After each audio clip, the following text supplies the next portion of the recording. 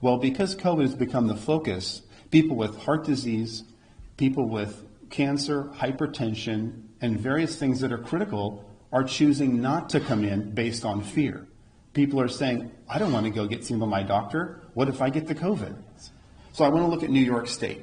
They've been in the news a lot, right? 39% of New Yorkers tested positive for COVID-19, which is a 0.1% chance of dying from COVID in the state of New York.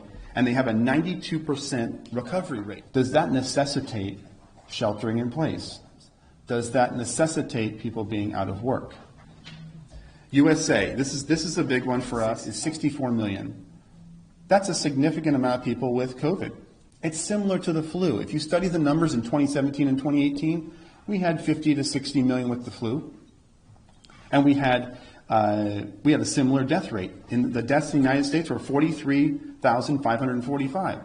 Similar to the flu of 2017, 2018. We always have between 37 and 60,000 deaths in the United States every single year. No pandemic talk, no shelter in place, no shutting down of businesses. I want to compare the U.S. to Spain because Spain is number 2 in the race for the most cases, which is not a race we want to win. 22% of those tested were positive in Spain. Spain has 47 million people.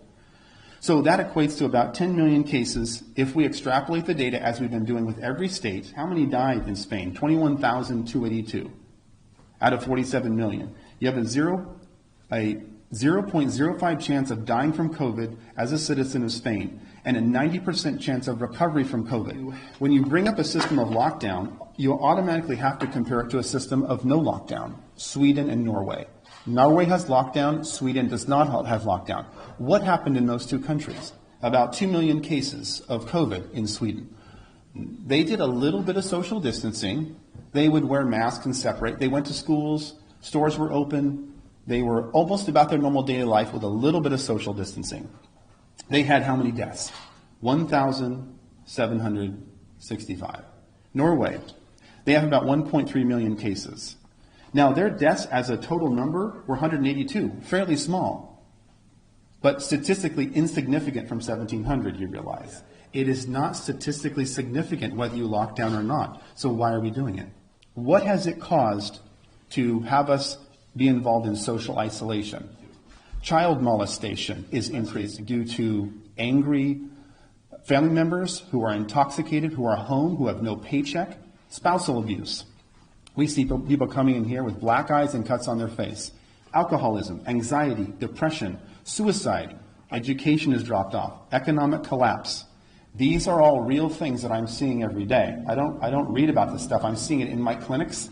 These things will affect people for a lifetime, not for a season. Now I want to talk about the immune system. The immune system is built by exposure to antigens, viruses, bacteria. When you take human beings and you say, go into your house, clean all your counters, Lysol them down, you're going to kill 99% of viruses and bacteria. Wear a mask, don't go outside. What does it do to our immune system? Our immune system is used to touching. When you take that away from me, my immune system drops.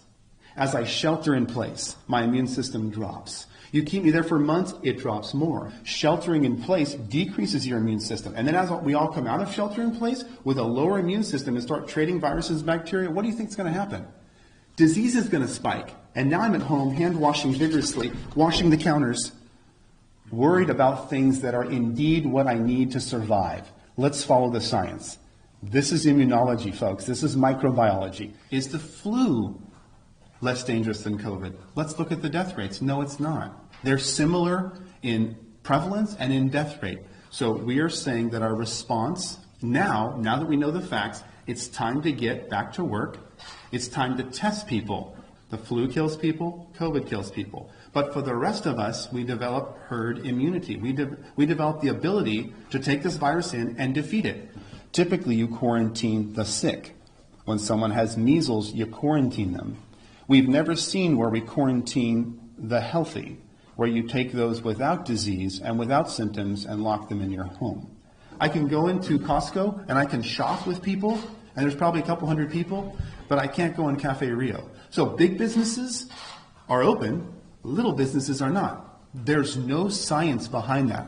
Why can't you go to the park and walk around, but you can go to Home Depot and nobody's wearing a mask. It doesn't make sense. It's okay for us to go to Costco, but not to church. Do you see the lack of consistency here? From a microbiological, immunological standpoint, that doesn't make sense. If you're going to isolate people, you need to shut these all down, because that's how the fomites are being transferred.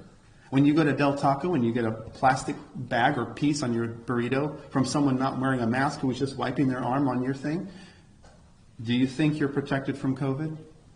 When you wear gloves that transfer disease everywhere, those gloves have bacteria all over them. I'm wearing gloves. Not helping you. As your mask that you're wearing for days, you touch the outside of it, COVID, and then touch your mouth. This doesn't make any sense. Do we need to still shelter in place? Our answer is emphatically no. Do we need businesses to be shut down? Emphatically no. Do we need to test them and get them back to work? Yes, we do. Well, if you have no symptoms, you should be able to return to work. I think we need to open up the schools, start getting kids back to the immune system. And the major events, the sporting events, these are non-essential. Let's get back to those slowly. Let's start with schools, and then eventually we treat this like we treat flu, which is if you have the flu and you're feeling fever and body aches, you just stay home.